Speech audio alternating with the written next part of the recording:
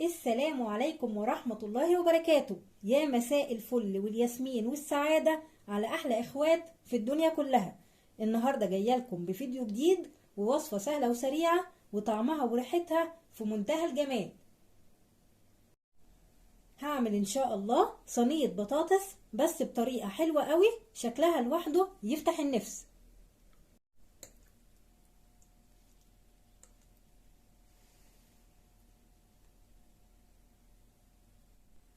بس قبل ما ابدا ما تنسوش اللايك والاشتراك في القناه لو لاول مره بتشوفوا قناتي، وتعالوا نصلي على النبي ونبتدي على طول. اللهم صل وسلم وبارك على سيدنا محمد افضل الخلق وعلى اله واصحابه اجمعين. معايا بطاطس الكميه زي ما انتوا عايزين وعلى حسب حجم الصينيه اللي انتوا هتعملوها. دول حوالي نص كيلو. بصله مفرومه ناعم، فلفله خضراء وحمراء وطماطميايه متقطعين مكعبات صغيره، فصين توم مفرومين، معلقه كبيره صلصه طماطم، نص كيلو لحمه مفرومه، والبهارات معلقه صغيره من البابريكا، الفلفل الاسمر، الملح، الزعتر، الكمون. قشرت البطاطس وغسلتها وهقطعها واسلقها في حله فيها ميه على النار.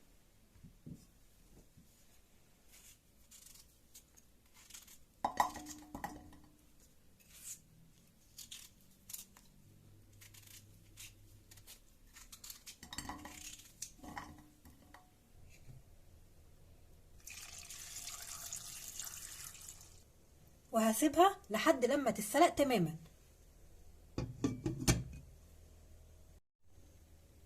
لحد لما البطاطس تتسلق هجهز الحشوة في طاسة على النار.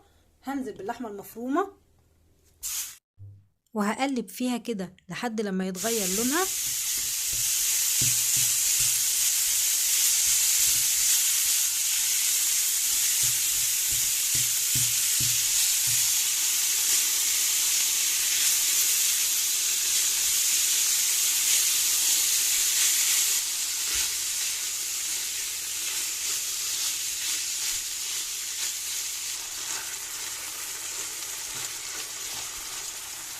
هضيف البصل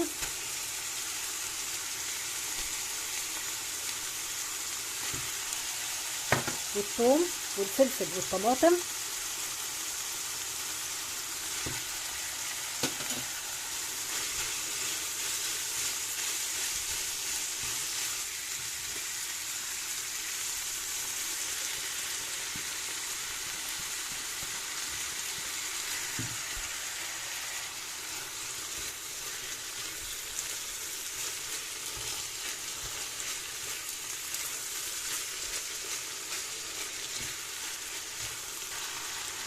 هضيف صلصة الطماطم والبهارات كلها،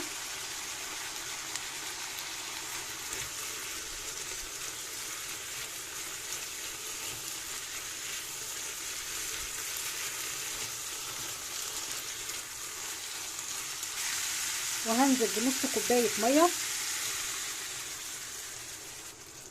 وهقلبهم مع بعض وهسيبها لحد لما تغلي واللحمة تستوي.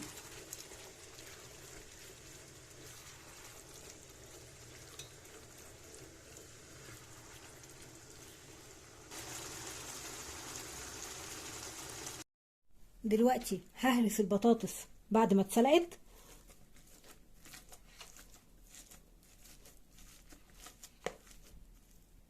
وهضيف عليها شوية مطيبات، مكعب زبدة، معلقة صغيرة فلفل أسمر،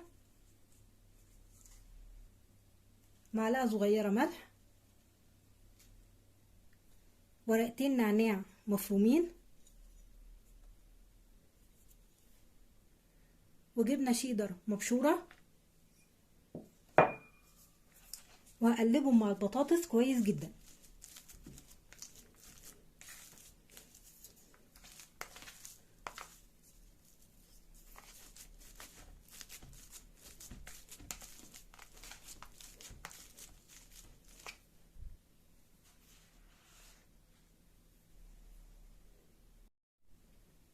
في صينية هفرد البطاطس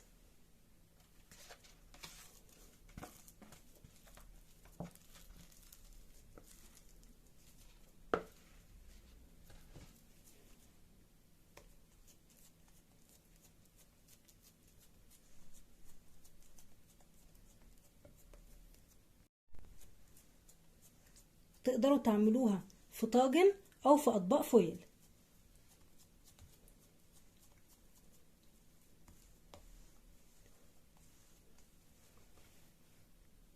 وهوزع عليها حشوة اللحمة المفرومة بالخضار.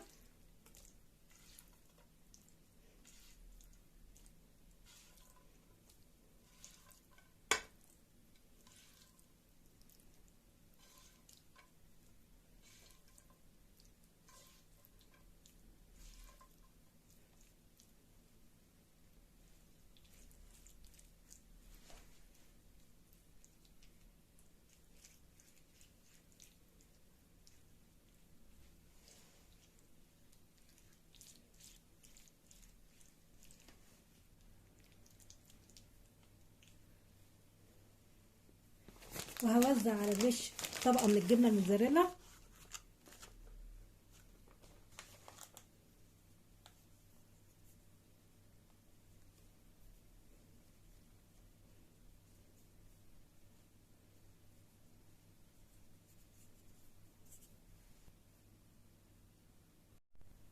هتدخل فرن ساخن مسبقا على حرارة 200 درجة مئوية. هتاخد تقريبا 20 دقيقة. كل حاجة فيها مستوية، انا عايزة بس الجبنة تسيح.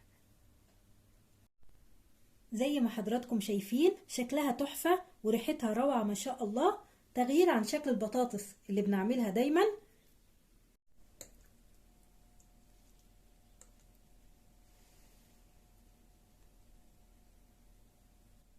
اتمنى انكم تجربوها، هتعجبكم ان شاء الله. وما تنسوش اللايك والاشتراك في القناة. استودعكم الله الذي لا تضيع ودائعه، والسلام عليكم.